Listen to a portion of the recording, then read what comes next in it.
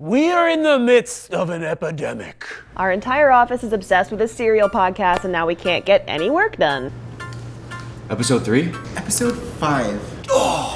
What do you mean you're not caught up? I have theories I need to discuss with you right now. I know, I didn't plug in my phone. I want to. Always be listening.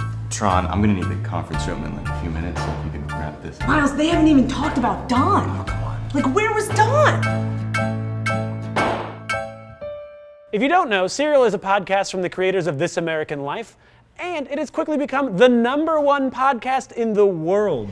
Basically what it is Sarah Koenig, this reporter, is investigating a mysterious murder case from 1999 involving 2 teenagers in Baltimore to see if the guy who's in jail for it actually did it. But get this, she's investigating it in real time. That means she doesn't even know the end of the episode for that week, let alone the series. Nope, not a clue. It's being compared to TV shows like True Detective, and just like True Detective, the rabid fan base is getting heavily involved in the investigation, only this time it's real, you monsters! And we're about to get into all of that. So if you haven't listened yet, stop watching right now. Yeah, we have the link to listen to the first episode right here and down in the description. Click that, listen to all of them, and then come back. Don't listen to the next part, you will embarrass yourself.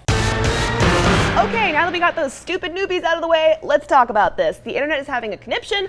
I am having a conniption. I'm so excited. There are already 2 weekly podcasts about this podcast, and there's no shortage of crazy conspiracy theories out there. Oh man, if you want some good ones, read about the people that think Sarah Koenig is the mastermind killer behind all of this. Just why? But there is also some very useful stuff for those of you who can't get enough of the show. Like there's actually this one guy who did 2 tours about the locations surrounding Woodlawn, from the library and the park and ride to the crab crib, my favorite, and the log in Leakin Park. Mr. S didn't really even go that far into the woods to pee. No, I think he's not concerned about exposing himself near busy highways or anywhere, really. No. There's another guy that challenges the drive that Sarah does in episode 5 based on the prosecution's 21-minute theory. Yeah, and somebody else even created a live map of all of the incoming calls to Adnan's phone on January 13th and then matched the cell towers to Jay's rather sketchy testimony. Oh, hey, spoiler alert, turns out it doesn't make any sense because the prosecution's timeline is way off. Actually, one of my favorite things, though, is the weekly Google Hangout with Rabia Chaudhry. Alex, I have to ask, who do you think did it?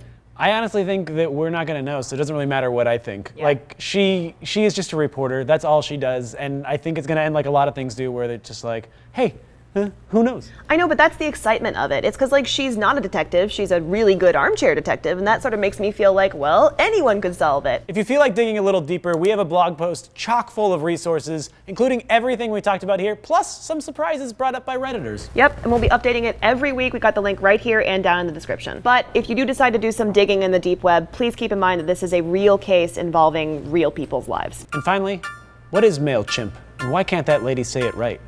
Next week on YouTube Nation.